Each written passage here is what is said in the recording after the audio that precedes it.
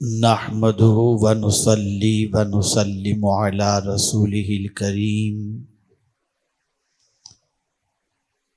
أما بعد فأعوذ بالله من الشيطان الرجيم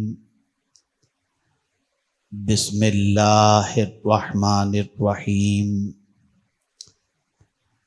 يا أيها الذين آمنوا استعينوا بالصبر والصلاة إن الله مع الصابرين صدق الله العظيم۔ منبر رسول پر جلوہ گر علماء ذوی الاحترام، بلبل باغ مدینہ، حاضرین و ناظرین، السلام علیکم ورحمۃ اللہ وبرکاتہ۔ میرے پیارے آقا صلی اللہ تعالی علیہ وسلم کے پیارے دیوانوں، جس آیہ کریمہ کی تلاوت کا میں نے شرف حاصل کیا، اس سے متعلق کچھ معروضات پیش کرنے سے پہلے آقائے کریم رؤوف و رحیم علیہ التحیۃ والتسلیم کی بارگاہ بے کس پناہ میں جس طریقے سے میں پڑھاؤں عقیدت و محبت میں ڈوب کر اسی طریقے سے درود و سلام کا نذرانہ پیش کریں۔ الصلاۃ والسلام علیک یا رسول اللہ، الصلاۃ والسلام علیک یا حبیب اللہ، الصلاۃ والسلام علیک یا نبی اللہ، الصلاۃ والسلام علیک یا نور اللہ، وعلی آلک و اصحابک یا حبیب اللہ، صلی اللہ تعالی علیک و آلہ وسلم۔ ماہ محرم کی آج نئے سال کی پہلی تاریخ، پہلی شب ہے، جس میں ہم اور آپ سیدنا فاروق اعظم رضی اللہ المولا تبارک و تعالی عنہ اور امام عالی مقام رضی اللہ تعالی عنہ کی بارگاہ میں خراج عقیدت پیش کرنے کے لیے حاضر ہیں۔ رسموں سے تھوڑا سا باہر نکل کر روح کی طرف پہنچنے کی کوشش کی جائے، اس لیے کہ ہمارے بہت سارے جلسے جلوس رسموں کی نظر ہو گئے اور ہم نے اس سے کچھ سیکھنے، سمجھنے اور اپنی زندگی کو تبدیل کرنے کی کوشش نہیں کی۔ یہ محفلیں دراصل اس لیے منعقد کی جاتی ہیں تاکہ ہم اپنی زندگی کی روش کو سنوار سکیں،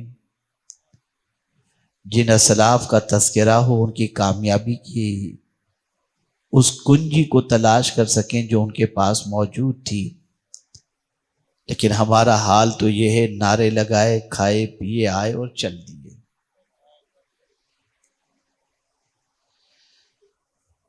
اور میں زیادہ وقت لیے بغیر صرف ایک جملے سے آپ کو سمجھا دوں کہ اگر آپ یہ تصور کرتے ہوں کہ میری بات غلط ہے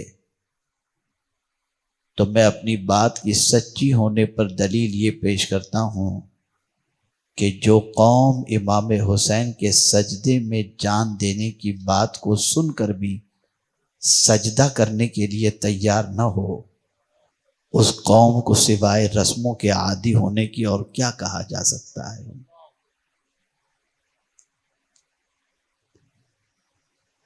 آج مجھے آپ کو سمجھانا ہے کہ ایک فیئر، ایک ڈر، ایک خوف جہاں جہاں بھی کلمہ پڑھنے والے موجود ہیں ان کے دل کے اندر موجود ہے۔ کبھی کاروبار کا ڈر، کبھی بارش نہ ہونے کا ڈر، کبھی بارش کے سیلاب کا ڈر، کبھی تنگی کا ڈر، کبھی بیماری کا ڈر، کبھی حالات کا ڈر، کبھی طوفان کا ڈر۔ نہ جانے کتنے ڈر ہیں جو ہمارے دل میں گھر کیے ہوئے ہیں۔ لیکن جب ہم امام حسین رضی اللہ المولا تبارک و تعالی عنہ کی زندگی پاک کا جائزہ لیتے ہیں تو وہاں آرٹیفیشل ڈر نہیں تھا، خیالی ڈر نہیں تھا کہ سوچ سوچ کر کے ڈریں، بلکہ ڈرانے کی پوری کوشش کی گئی، ڈرانے کی پوری طاقت لگائی گئی، پانی بند کر کے فوج کی طرف سے زیادتی کے بارے میں کہہ کر ہر طریقے سے ڈرانے کی کوشش کی گئی۔ لیکن اگر ہم دیکھتے ہیں تو الٹا ہی نظر آتا ہے، ڈرانے والے تو ڈرتے نظر آتے ہیں، حسین ڈرتے نظر نہیں آتے۔ میں حیران ہوں یا اللہ، چند نوجوان اگر ہمارے مد مقابل آ جائیں اور ہم اگر 2-3 بھی ہوں تو گھبرا جائیں، لیکن وہاں کیا وجہ ہے کہ 72 نفوس قدسیہ کے مقابلے کے اندر 22,000 کا لشکر جرار، لیکن تاجدار کربلا ڈرتے نہیں؟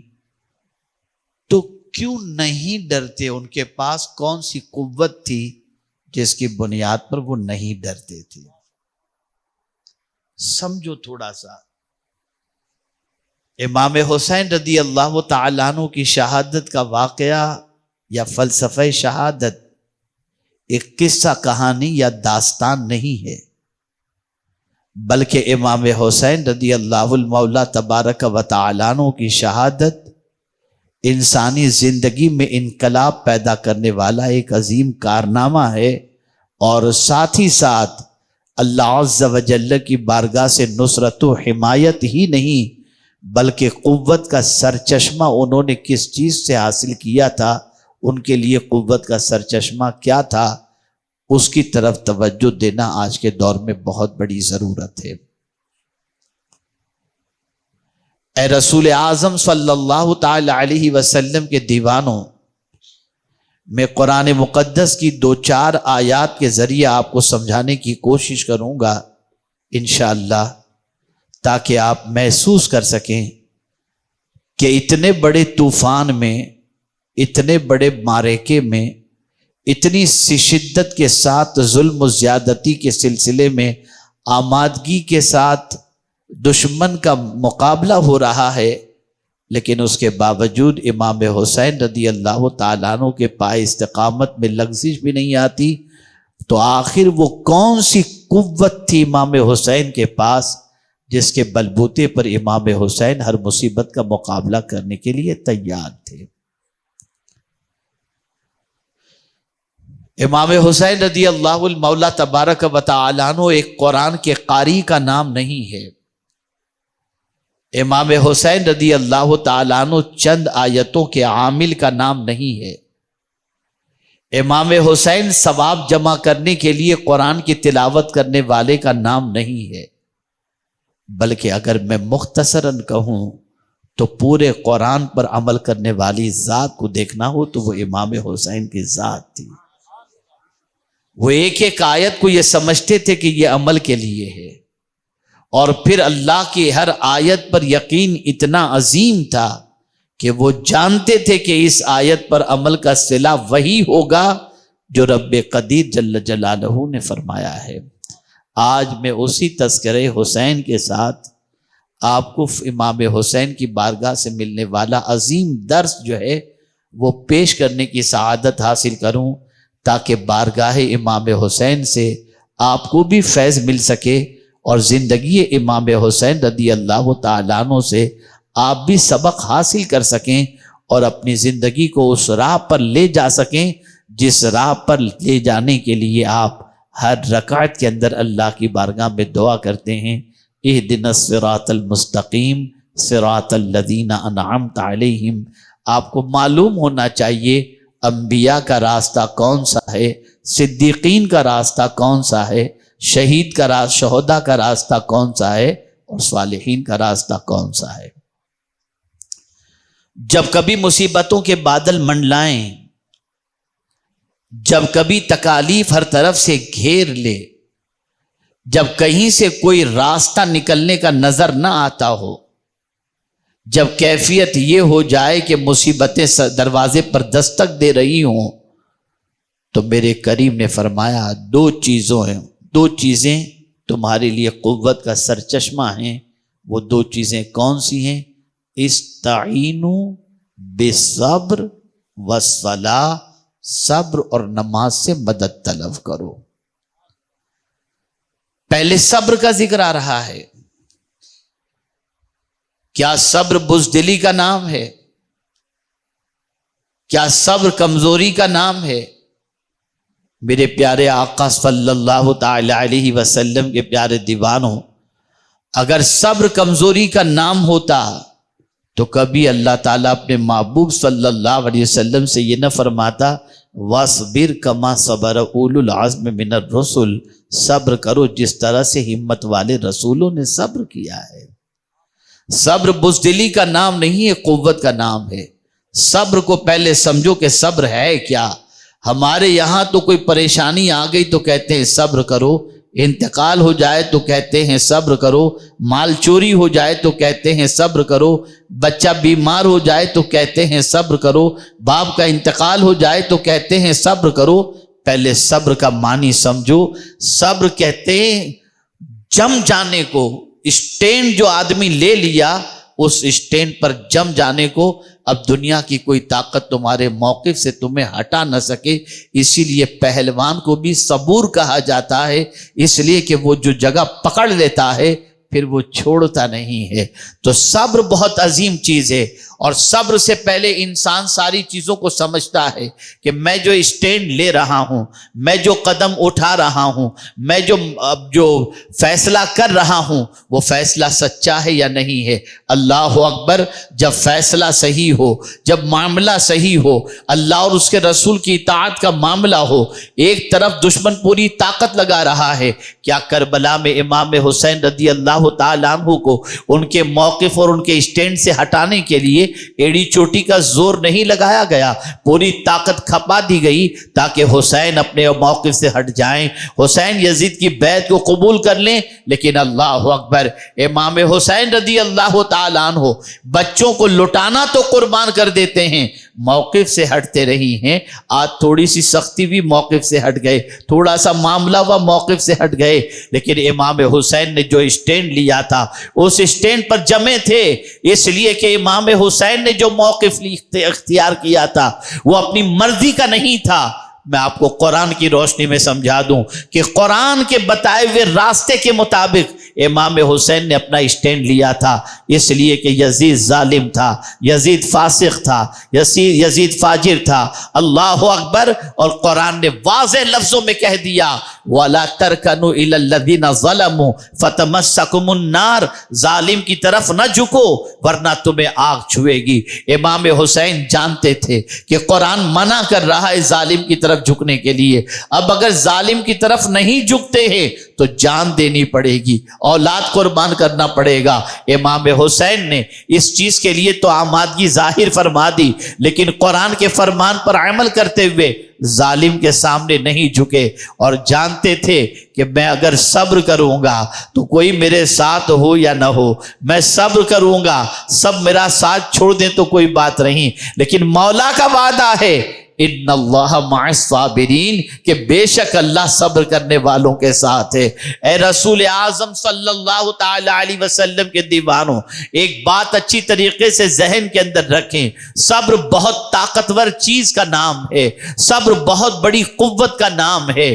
صبر ہر کسی کے پاس نہیں ہوتا، صبر ہر کسی کو نصیب نہیں ہوتا، صبر کی دولت اللہ خوش نصیبوں کو عطا کرتا ہے، اور جسے صبر کی دولت مل جائے گویا اس اللہ عز و جل نے بڑی نعمت عطا فرما دی۔ آپ مجھے بتائیے تو صحیح، اللہ اکبر، صبر اتنا عظیم سرمایہ ہے کہ کل بروز قیامت، آپ کو ایک چھوٹی سی مثال دے کر کے سمجھاؤں، بلبل باغ مدینہ آپ کو سلام کہیں تو آپ خوش ہو جائیں گے۔ حضور معین المشائخ سلام کریں، آپ خوش ہو جائیں گے۔ حضور امین ملت سلام کریں، آپ خوش ہو جائیں گے۔ حضور مفکر اسلام سلام کریں، آپ خوش ہو جائیں گے۔ لیکن میں آپ سے پوچھنا چاہتا ہوں، اگر فرشتے سلام کریں تو کیا کیفیت ہوگی؟ فرشتے اگر تحفہ سلام پیش کریں تو کیا کیفیت ہوگی؟ آپ مجھے بتاؤ، فرشتے کس کو سلام پیش کرتے ہیں؟ سلام علیکم بما صبرتم فنعم عقبی الدار، سلامتی ہو تم پر اے صبر کرنے والو، تمہیں سلام ہو اور کیا ہی اچھا تمہارا پچھلا ٹھکانہ ہے۔ اللہ اکبر۔ فرشتے ان بندوں کو سلام پیش کرتے ہیں جو دنیا کے اندر دامن صبر کو تامے رکھتے ہیں۔ صبر یاد رکھیں قوت کا نام ہے، طاقت کا نام ہے۔ صبر کی بنیاد پر بہت سارے مسائل حل ہو جاتے ہیں، صبر کی بنیاد پر انسان کے بہت سارے پرابلم سالو ہو جاتے ہیں۔ میں آپ کو بتاؤں، امام عالی مقام رضی اللہ تعالیٰ عنہ بھی حضور صلی اللہ علیہ وسلم کے نواسے ہیں، اور امام حسن مجتبی بھی رسول اعظم صلی اللہ علیہ وسلم کے نواسے ہیں۔ لیکن اتنے بڑے مجمع کے اندر میں سوال پوچھوں کہ بتاؤ نواسے رسول امام حسن مجتبی کے وصال کی تاریخ کون سی ہے؟ تو دنیا بتانے سے قاصر رہے گی، نہیں معلوم، ان کا دن نہیں مناتے۔ لیکن جب بات آتی ہے امام حسین کی تو بچہ بچہ جانتا ہے کہ 10 محرم کو حسین شہید ہوئے تھے۔ 10 محرم تاجدار کربلا کی شہادت کی تاریخ ہے۔ مرتبہ دونوں کا وہی ہے جو رسول اعظم نے فرمایا کہ حسنین اور حسنین کریمین نوجوانان جنت کے سردار ہیں، لیکن ایک کی یاد نہیں منائی جاتی اور ایک کا ذکر بچے بچے کی زبان پر ہے۔ وجہ کیا ہے؟ تو وجہ سب سے بڑی یہ ہے، قرآن کہتا ہے لِيُبْلِيَ الْمُؤْمِنِينَ مِنْهُ بَلَاءً حَسَنًا، ہم اگر کسی مومن کا امتحان لیتے ہیں تو اس کی عظمت کو لوگوں کے سامنے اجاگر کرنے کے لیے لیتے ہیں۔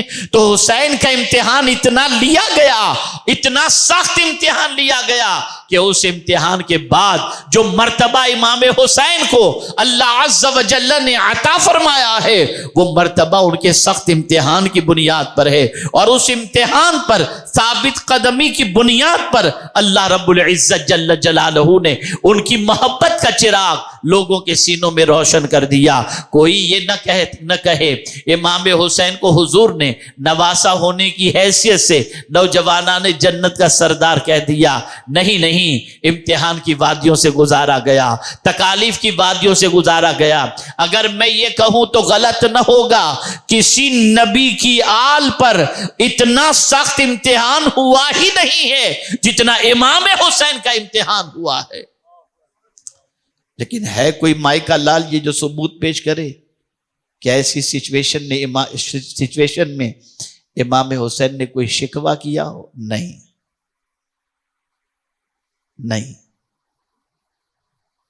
بلکہ ایسی سچویشن کے اندر بھی دامن صبر کو تھامے ہوئے ہیں۔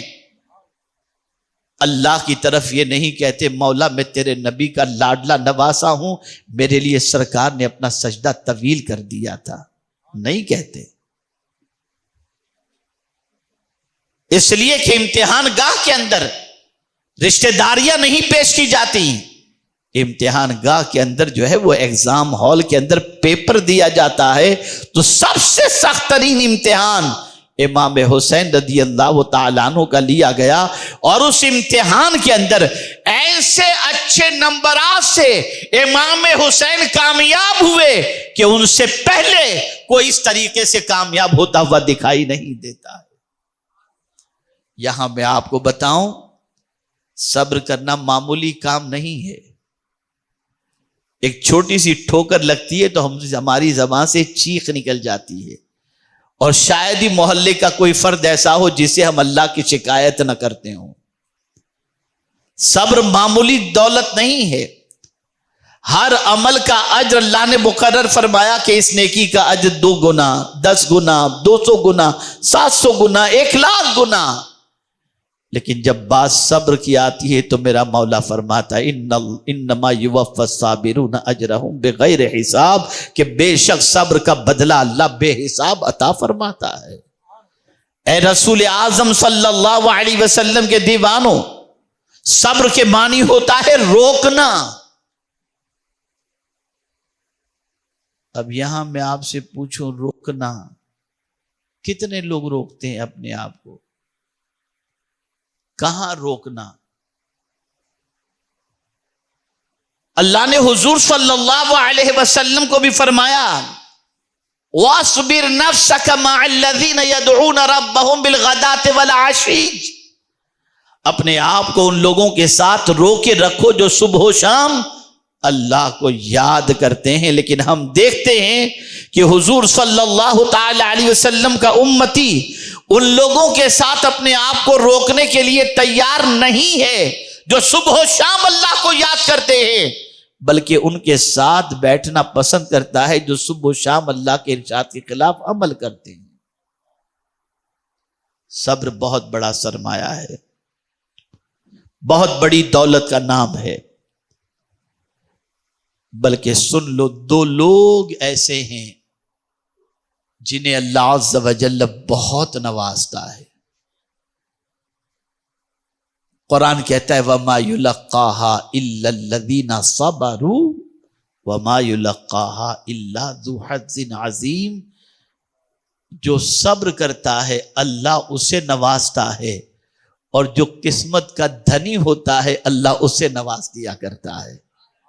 صبر بہت طاقتور چیز کی نام ہے، بہت بڑی دولت کا نام ہے۔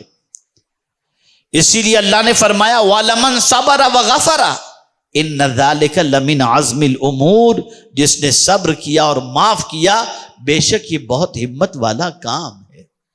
اے رسول اعظم صلی اللہ تعالی علیہ وسلم کے دیوانوں، شور کرنے سے مصیبت ختم نہیں ہوتی، چلم چلی سے مصیبتیں ختم نہیں ہوتی، لیکن اگر کوئی بندہ مصیبت پر صبر کر لیتا ہے، مولا یہ مصیبت تیری طرف سے ہے، یہ آزمائش تیری طرف سے ہے، یہ امتحان تیری طرف سے ہے، یہ ابتلا تیری طرف سے ہے، اگر تو چاہتا ہے کہ میں امتحان کی وادیوں سے گزروں، اگر تو یہ دیکھنا چاہتا ہے کہ دنیا مجھے اپنے موقف سے ہٹانے کے لیے ایڑی چوٹی کا زور لگا رہی ہے اور دنیا پوری بھی کوشش کر رہی ہے میں حق سے ہٹ جاؤں، میں دین کے اس اعلیٰ قدروں سے ہٹ جاؤں، تو میرے مولا تو میرا امتحان لے لے، میں دنیا کی طاقتوں کے سامنے جھکوں گا نہیں، میں اپنے موقف سے ہٹوں گا نہیں، میرا موقف قرآن کے مطابق ہے، میرا موقف تیرے ارشاد کے مطابق ہے۔ اب میرے کریم تو مجھے صبر کی توفیق عطا فرما تاکہ صبر کی بنیاد پر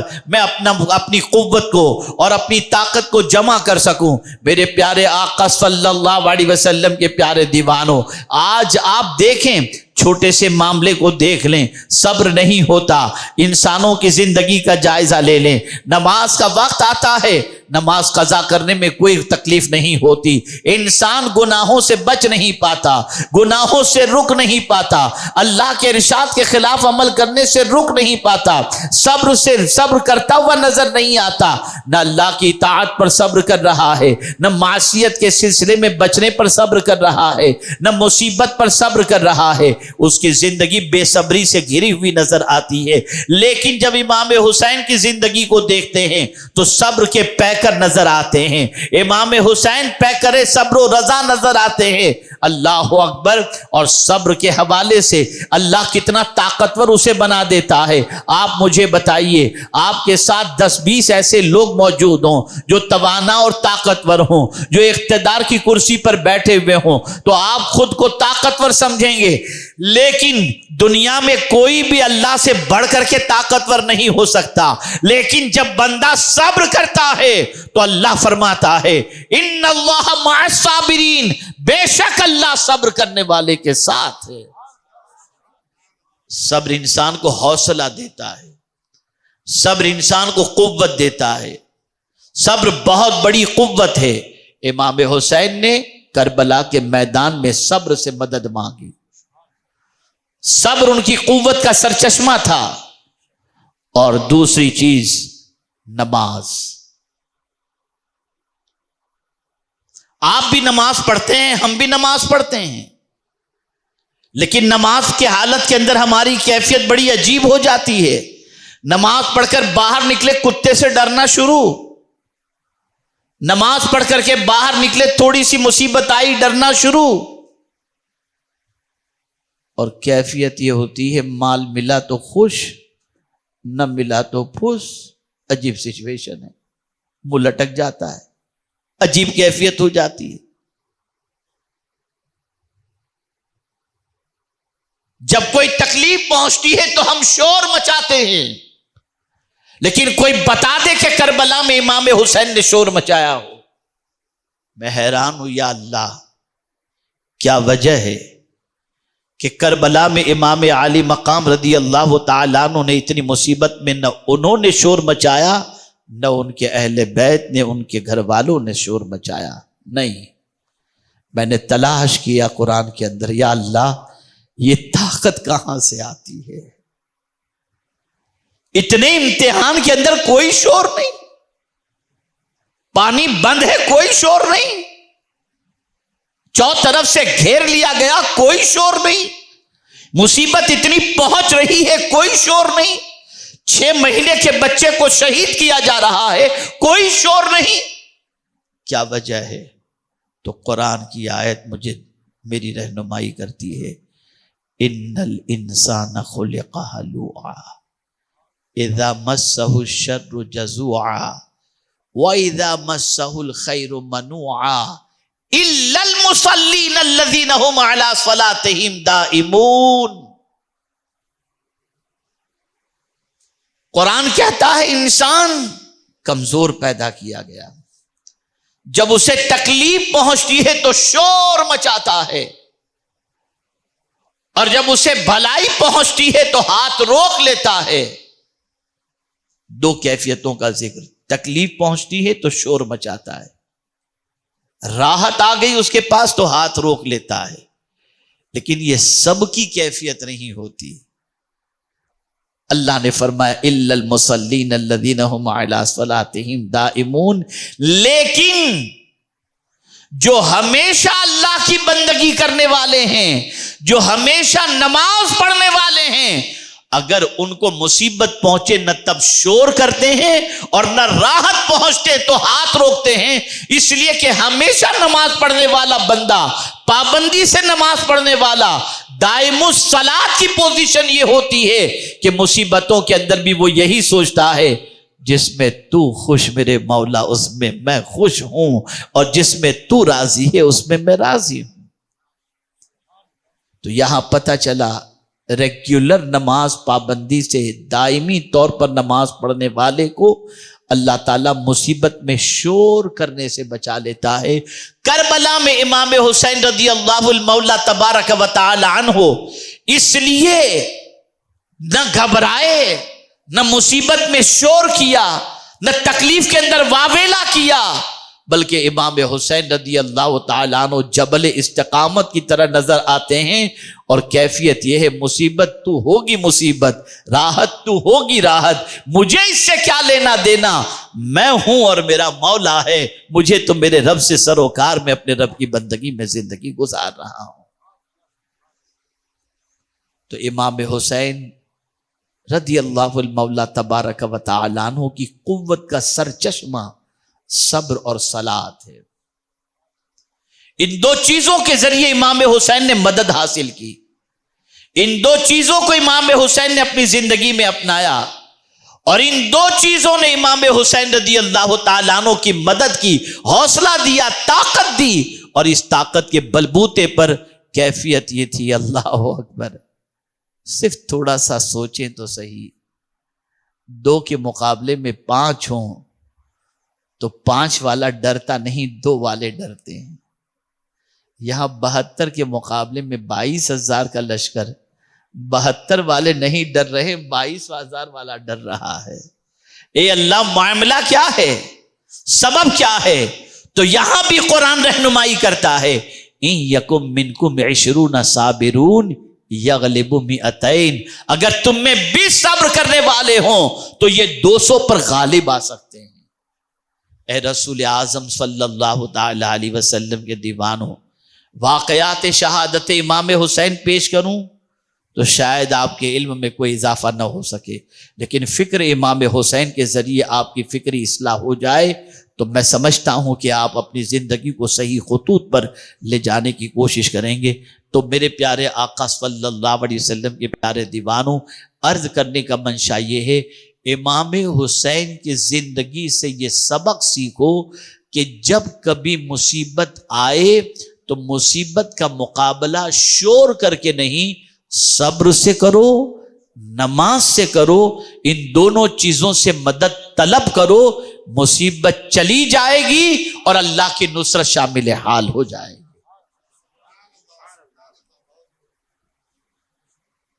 آپ زندگی میں کبھی دیکھیے گا، کبھی بھی دیکھیے گا، کبھی آپ کی زندگی میں آپ اپنے آپ کو کمزور محسوس کرتے ہوں، وضو کیجیے اور نماز کے لیے کھڑے ہو جائیے۔ آپ جب نماز پڑھیں گے آپ کے اندر توانائی پیدا ہوگی۔ میں ایک خاص بات عرض کرتا ہوں، اور وہ یہ ہے کہ ایک بہت بڑے مفکر نے ایک سوال پوچھا، اور وہ سوال یہ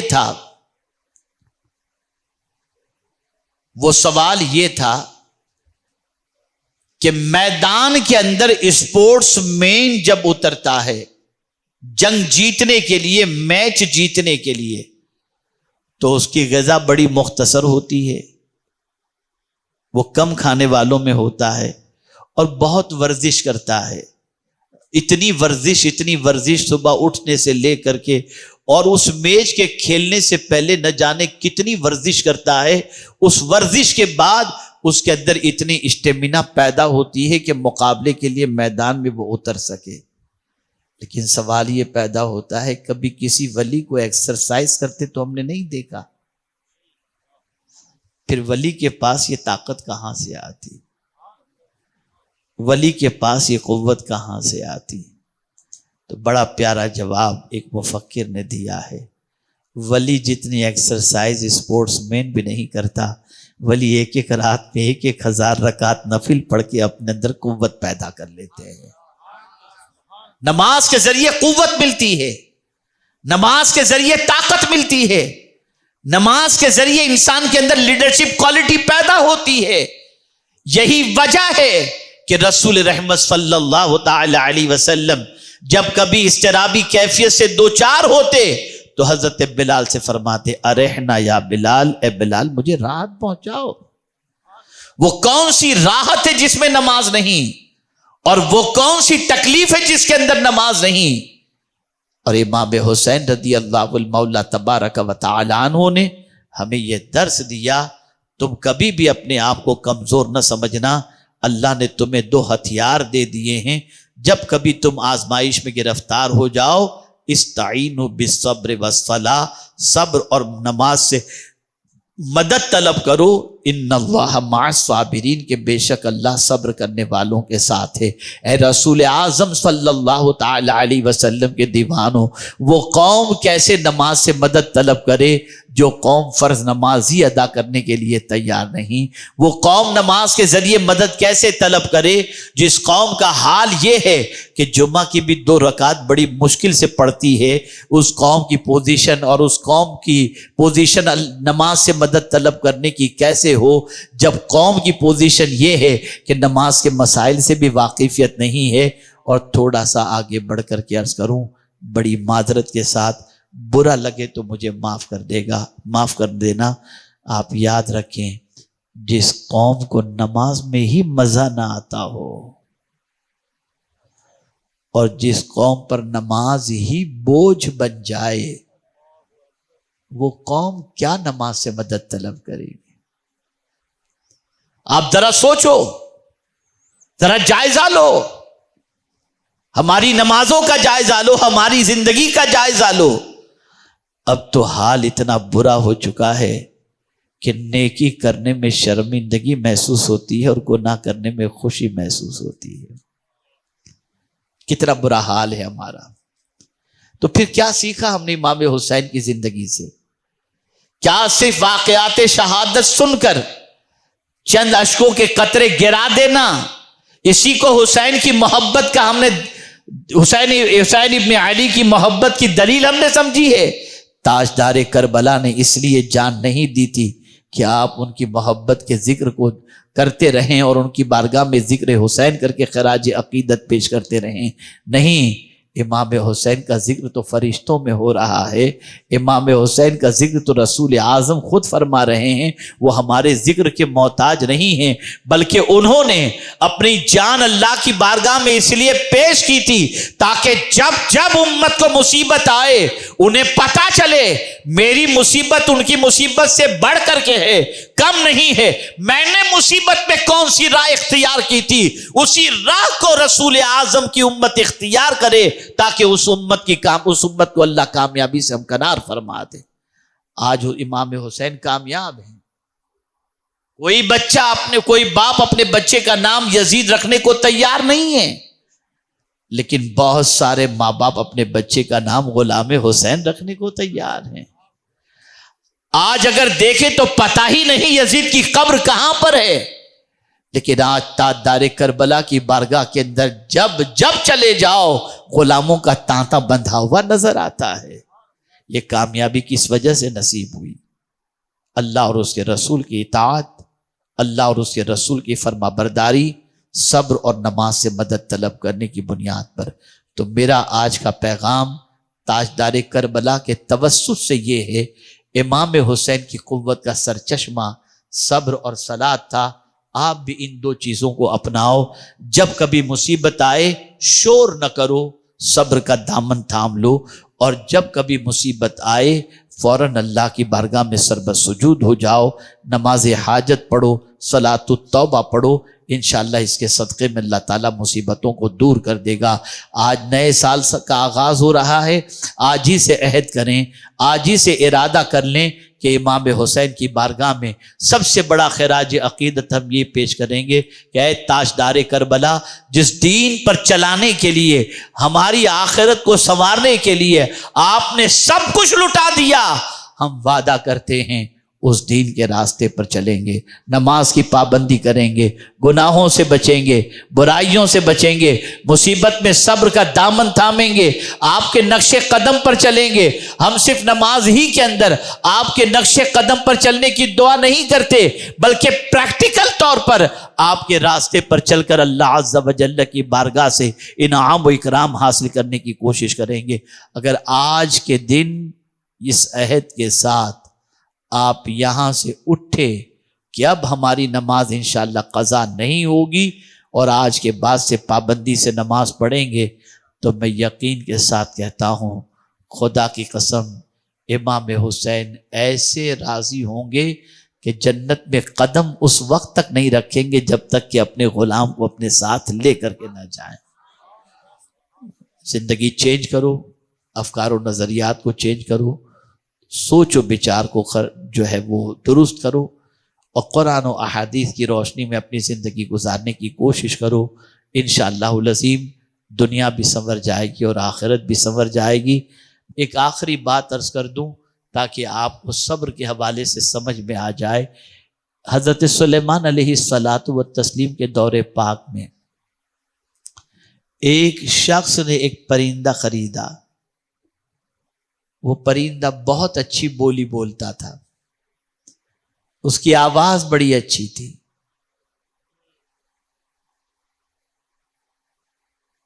جس نے خریدا تھا اس نے پنجرے میں اسے قید رکھا تھا، اس کی باتیں سنا کرتا تھا، اس کی آواز سنا کرتا تھا۔ ایک دن ایک اسی کا ہم جنس پرندہ آیا، پنجرے پر بیٹھ کر کے اس پرندے سے پتہ نہیں کیا کہہ کر کے گیا کہ اس پرندے نے بولنا بند کر دیا، چپ ہو گیا۔ پرندے کے مالک نے حضرت سلیمان علیہ السلام کی بارگاہ میں شکایت کی کہ حضرت، میں نے بہت بڑی قیمت دے کر اس پرندے کو خریدا، اس لیے کہ اس کی بولی مجھے اچھی لگتی تھی، اب کچھ دنوں سے وہ چپ ہو گیا ہے، حضور آپ ہی کچھ فیصلہ فرمائیں کیا ہو۔ حضرت سلیمان علیہ السلام نے پرندے سے پوچھا کیا بات ہے کہ تو چپ ہو گیا ہے؟ پرندے نے جواب میں جو کہا سنیے۔ پرندے نے کہا میں قید و بند میں تھا، قید و بند میں ہوں، میرا ایک دوست، میرا ہم جنس میرے پنجرے پر آ کر کے بیٹھا اور کہنے لگا تو قید کے اندر شور مچا رہا ہے، قید کے اندر رو رہا ہے، قید کے اندر تو چلا رہا ہے، لیکن تیرا مالک یہ سمجھ رہا ہے کہ تیری بولی اسے اچھی لگ رہی ہے، تو چپ ہو جائے گا تو تجھے قید سے نجات مل جائے گی۔ اس کی بات میری سمجھ میں آئی اور میں چپ ہو گیا، اور اب میں کبھی نہیں بولوں گا۔ حضرت سلیمان علیہ السلام نے اس پرندے کے مالک سے کہا اب یہ تیرے کام کا نہیں۔ اس نے فوراً پنجرا کھولا، اس پرندے کو آزاد کر دیا۔ پرندہ سامنے کے درخت پر جا کر کے بیٹھا اور کہا سنو، میں جب مصیبت میں شور کرتا تھا تو قید میں تھا، جب سے صبر کیا ہوں اللہ نے مجھے آزادی عطا فرما دی ہے۔ صبر کرو، دامن صبر کو تھامو۔ صبر اتنی طاقتور چیز ہے کہ آپ اوراق الٹ کر کے دیکھیں انبیاء کی سیرت کے اوراق، صحابہ کی سیرت کے اوراق، اولیاء کرام کی سیرت کے اوراق، انہوں نے صبر کا دامن تھامے رکھا۔ ہمیں بھی چاہیے ہم دامن صبر کو تھامے رکھیں، اللہ عز و جل سے اپنی تکلیفوں کی شکایت کریں۔ یہ نہیں کہ آپ اللہ سے اپنی تکلیف کی شکایت نہ کریں، خود قرآن مقدس میں ہے انما اشکو بثی وحزنی الی اللہ، قرآن مقدس میں۔ لیکن انسانوں سے شکایت نہ کریں، اللہ سے عرض کریں، اور وہ پالنہار حقیقی معبود برحق اپنے بندوں کی مصیبتوں کو دور بھی کرنے والا ہے اور پریشانی کو دور بھی کرنے والا ہے۔ تو کربلا سے ہمیں یہ درس مل رہا ہے کہ اتنی بڑی مصیبت کے باوجود بھی اگر تم یہ سمجھنا چاہتے ہو کہ میں اپنے موقف سے ہٹ نہ سکا تو میرے پاس کون سی چیز تھی جس کی بنیاد پر 22,000 کا لشکر بھی مجھے اپنے سٹینڈ سے ہٹا نہ سکا، تو وہ دو چیزیں تھیں، صبر اور صلاۃ۔ ہمیں بھی چاہیے کہ ہم ان دو چیزوں کو اپنائیں۔ اللہ رب العزت جل جلالہ آقا کریم رؤوف الرحیم علیہ التحیۃ والتسلیم کے صدقہ و طفیل ہم سب کو صبر و صلاۃ کے دامن کو تھامے رکھنے کی توفیق عطا فرمائے، اور رب قدیر جل جلالہ تاجدار کربلا کے نقش قدم پر چلتے ہوئے اپنی دنیا اور آخرت سنوارنے کی توفیق نصیب فرمائے۔ وما علینا الا البلاغ المبین۔ السلام علیکم ورحمۃ اللہ وبرکاتہ۔